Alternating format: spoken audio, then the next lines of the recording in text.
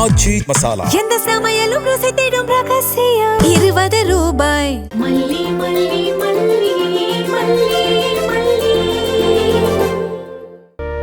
மனோகரங்களோட case விஷயம் எல்லாத்தையும் சொன்னாரு.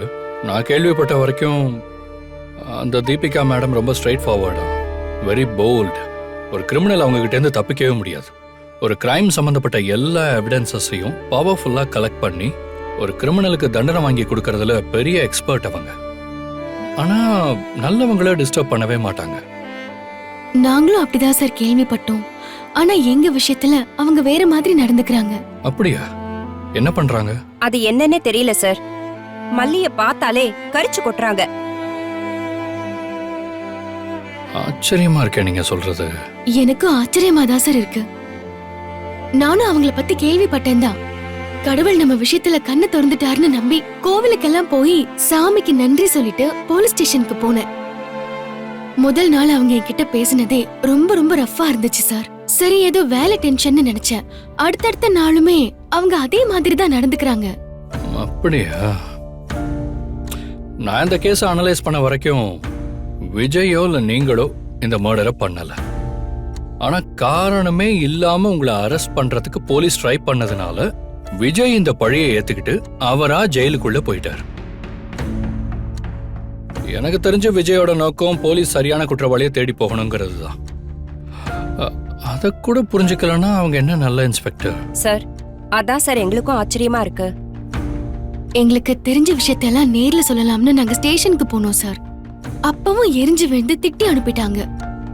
சரி நேராதான் சொல்ல முடியல, எழுதியாவது கொடுத்துடலான்னு எழுதி கொடுத்தேன்.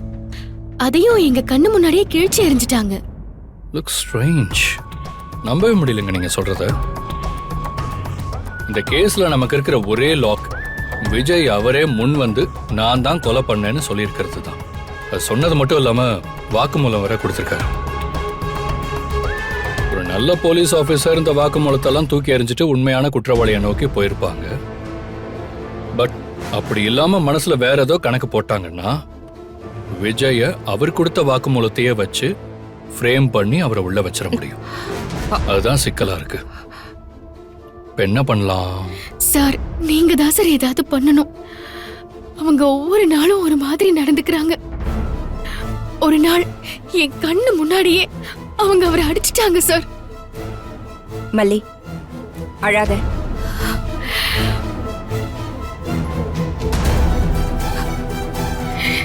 சார் அவர் யாருக்கும் எந்த கெடுதலும் பண்ணதே இல்ல சார். அவரால நிறைய பேர் நல்லாதான் இருக்காங்களே தவிர யாரும் அவரால கெட்டு போனது இல்ல சார். அவருக்கு எல்லாரும் நல்லா இருக்கணும்னு நினைக்கிற மனசு. இதெல்லாம் அவரை பார்த்தாலே தெரியும் சார். அவரை கை நீட்டலான்னு அவங்களுக்கு எப்படிதான் தோணுச்சோ எனக்கு ஒண்ணுமே புரியல சார். அவங்கள பொறுத்த வரைக்கும் அவங்களுக்கு உண்மை வேணும். விஜய் சொல்றத பொய்ன்னு அவங்களுக்கு அப்பட்டமா தெரியுதுங்க. ஆனாலும் விஜய் இதை திரும்ப திரும்ப சொல்றதுனால அவங்களுக்கு எரிச்சல் வந்திருக்கலாம். That's police. And moreover, that's their language.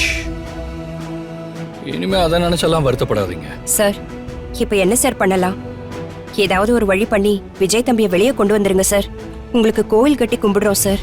ஏங்க அவ்வளவு பெரிய வார்த்தையெல்லாம் பேசிட்டு இருக்கீங்க? நான் நிச்சயமா விஜயை வெளியே கொண்டு வந்துருவேன். அதுக்கு முன்னாடி ஸ்டேஷனுக்கு போய் அந்த இன்ஸ்பெக்டர் ஏன் இப்படி நடந்துக்கிறாங்க, என்ன ஐடியால இருக்காங்கன்னு நான் ஃபர்ஸ்ட் தெரிஞ்சுக்கிறேன்.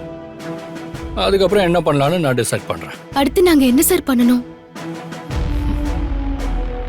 எல்லாத்துக்கும் ரெடியா இருங்க.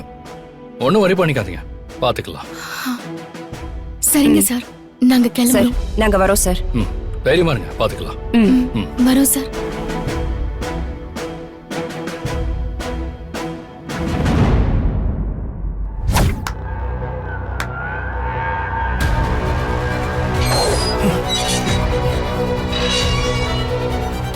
சார் தப்பு பண்றீங்க. நீங்க பண்றது சட்டப்படி தப்பு. ஏய், 4 நாளா உண்மையை சொல்லாம எங்களை இப்படி ஏமாத்திக்கிட்டு இருக்க. அதெல்லாம் உனக்கு தப்பா தெரியல? நாங்க லத்தி எடுத்துட்டு வந்த உடனே உனக்கு தப்பா தெரியுதோ? இப்ப வரும் பாரு உண்மை. சொல்றா சார், சொல்லாதீங்க. சொல்றா, சொல்லு சொல்லு சொல்ல போறீங்க. இந்த வீடியோ உங்களுக்கு பிடிச்சிருந்தா லைக் பண்ணுங்க, ஷேர் பண்ணுங்க, காமெண்ட் பண்ணுங்க. மறக்காம சரிகமா டிவி ஷோஸ் தமிழுக்கு சப்ஸ்கிரைப் பண்ணுங்க.